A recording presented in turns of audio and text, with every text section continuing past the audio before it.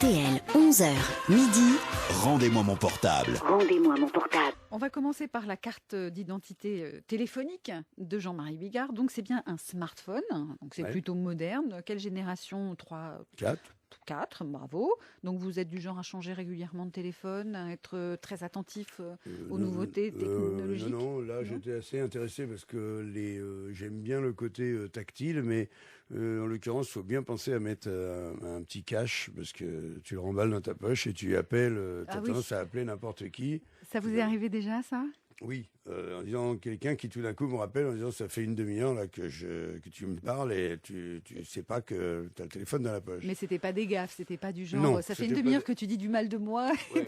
Non, c'est pas ça. Non, un truc en revanche, une anecdote que je peux vous raconter, et il faut vraiment faire attention, je dis ça à tous ceux qui nous écoutent en ce moment, quand tu es à l'étranger, par exemple, moi l'histoire, je suis en Tunisie, je ne citerai pas de nom, mais je suis en Tunisie, j'ai un copain qui m'appelle. Et quand tu es à l'étranger, ta messagerie se retrouve illimitée.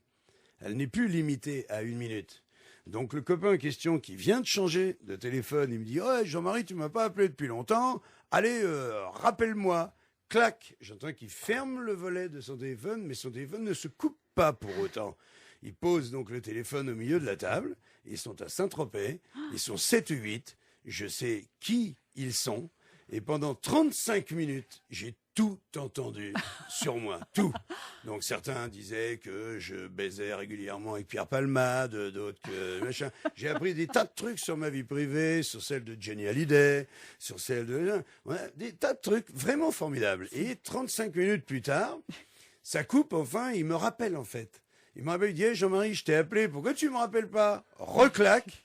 Il repose les défauts et nous voilà repartis pour 35 minutes. Et là, la vraie vérité sur la tête de mon petit garçon Sacha, je n'ai pas pu écouter la suite. J'ai raccroché. Ah oui, tellement. Donc c'est terrible, j'avais l'impression d'être debout sur la table, et invisible, et que les gens déballaient à celui...